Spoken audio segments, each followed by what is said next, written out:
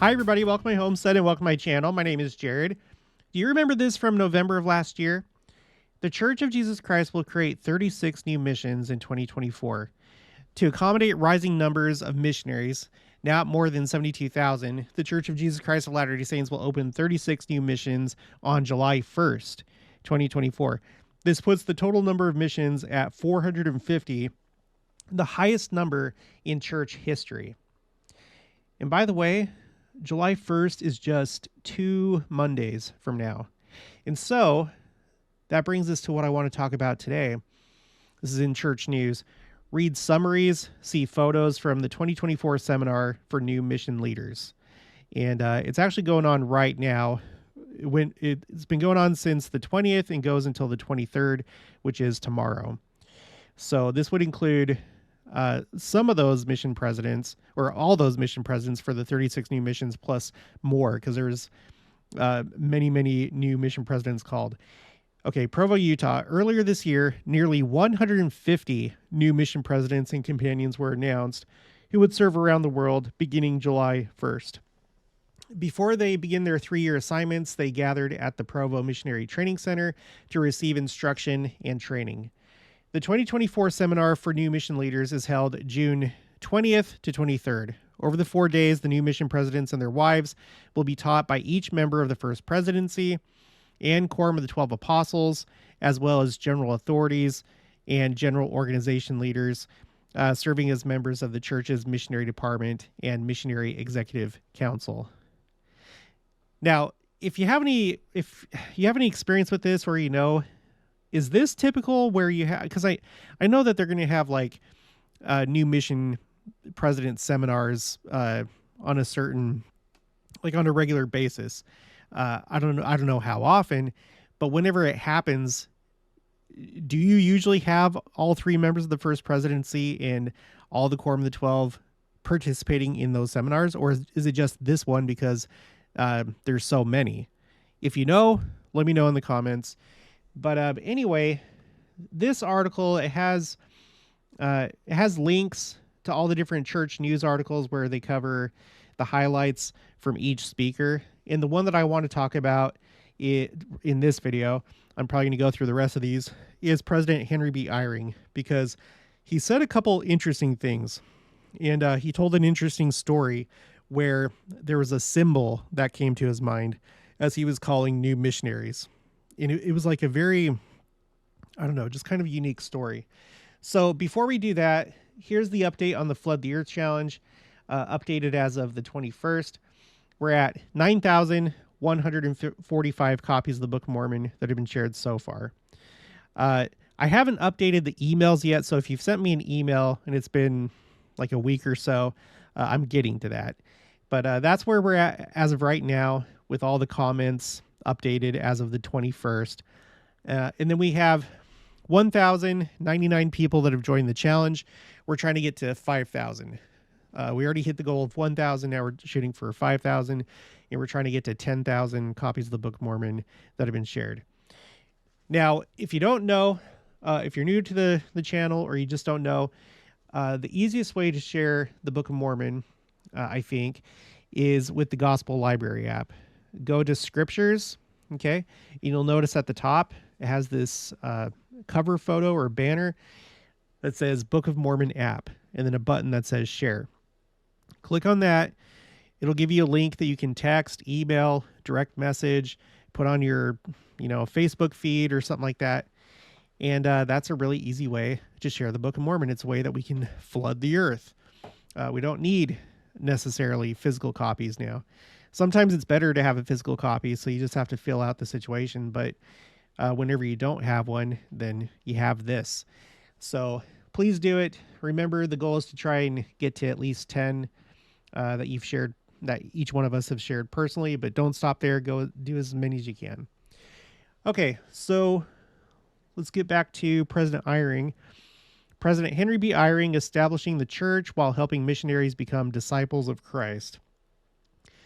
And there's a couple things that I've highlighted here. Provo, Utah. President Henry B. Eyring, second counselor in the First Presidency, began his message to new president leaders on Friday, June 21st, with his testimony. Quote, "You were called of God by revelation to your missionary service. I also believe that your missionaries are called to serve with you." End quote. He declared during the 2024 seminar for new mission leaders. Now, I like this.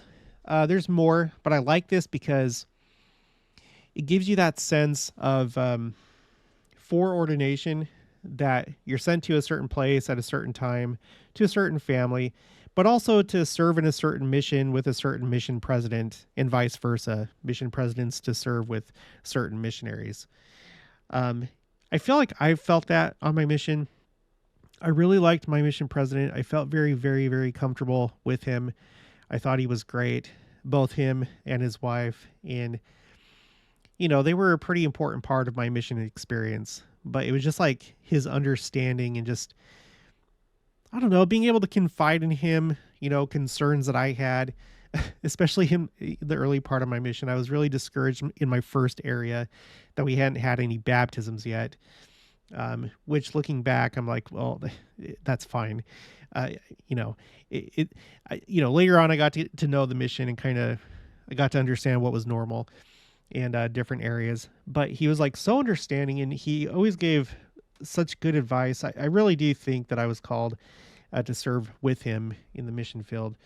Anyway, continuing, let me know if you have any experiences with your mission presidents, if you served a mission, how you felt about them. Okay, continuing.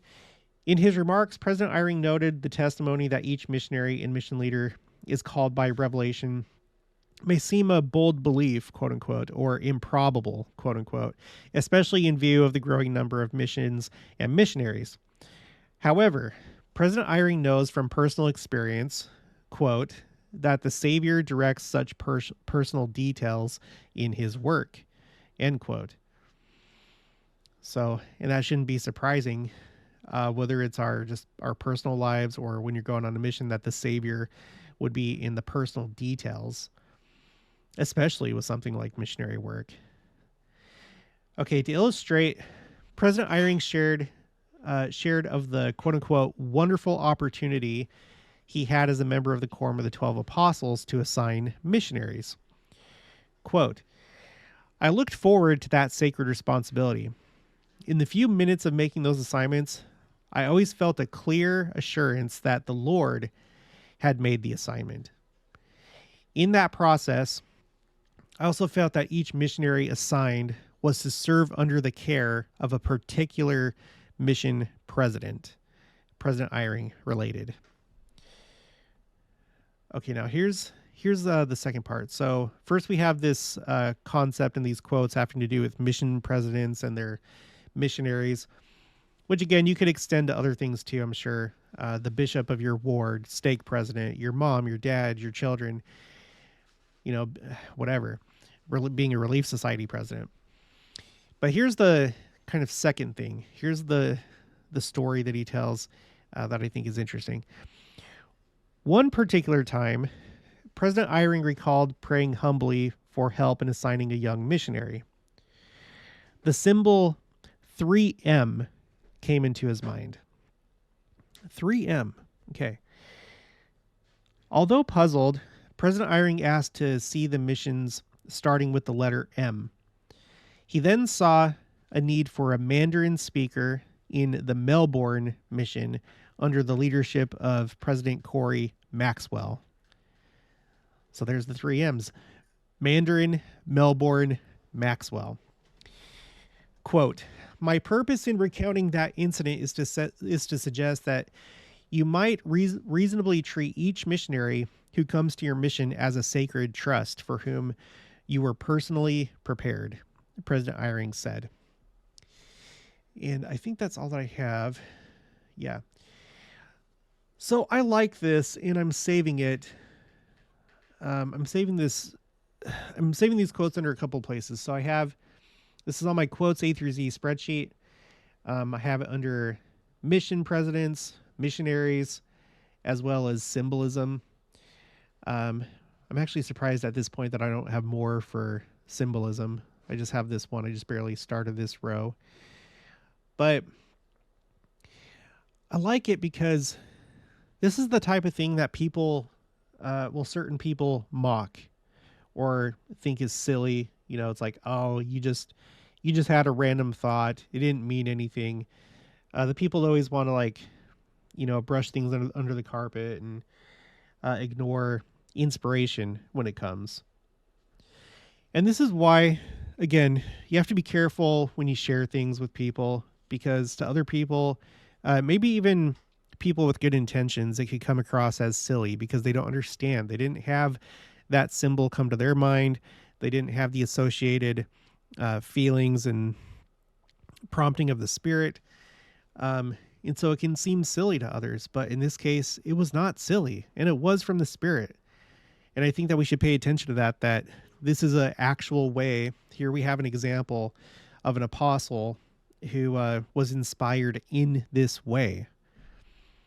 I've noticed that there's like people that seem just like uncomfortable with things like numbers, symbols.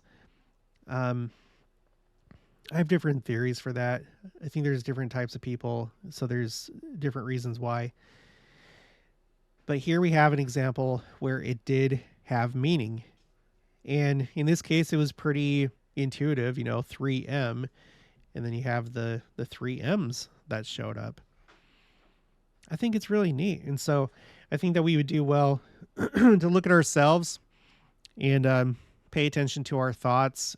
Not so much our thoughts, but, the things that you feel come from the Spirit. Pray about it, because we know that Satan can put things into your mind. So you need to be prayerful about it and not just like trust everything that comes to your mind. But I know that, President Eyring did. It says right here, he recalled praying humbly for help. He prayed about it. He received this. I'm sure he probably prayed afterwards. These are important things, calling missionaries to certain places. So anyway, yes, I have it recorded here. I did have a couple other things I wanted to read that had to do with foreordination. The world would have you believe that everything is just random, that the family that you're born to is just random. The things that happen in your life are random. It's just this like secular atheistic point of view that nothing means anything. And so I want to read a couple things here. So this is under foreordination, doctrine of election. First, I have the scripture from Alma, chapter 13, verse 3. And this is the manner after which they were ordained, being called and prepared from the foundation of the world, according to the foreknowledge of God, on account of their exceeding faith and good works. In the first place, being left to choose good or evil, therefore they having chosen good and exercising exceedingly great faith, are called with a holy calling, yea, with that holy calling which was prepared with and according to a preparatory redemption for such. So, and I know there's plenty of other scriptures, notably in the book of Abraham. It's just going to take time for me to get it all on here. I'm going to move forward to Bruce R. McConkie. May I say that there is no chance in the call of these brethren to direct the Lord's work on earth. His hand is in it. He knows the end from the beginning. He ordained and established the plan of salvation and decreed that his everlasting gospel should be revealed to man in a series of dispensations, commencing with Adam and continuing to Joseph Smith. And he, the Almighty, chooses the prophets and apostles. And let me just pause here. And of course, mission presidents and missionaries and Relief Society presidents and everything else, who minister in his name and present his message to the world in every age and dispensation. He selects and foreordains his ministers. He sends them to earth at the times before appointed. He guides and directs their continuing mortal preparations. And he then calls them to choose positions they were foreordained to receive from before the foundations of the earth. May I take President Spencer W. Kimball as an illustration and pattern of one who was prepared, foreordained, and called to leadership among the Lord's people.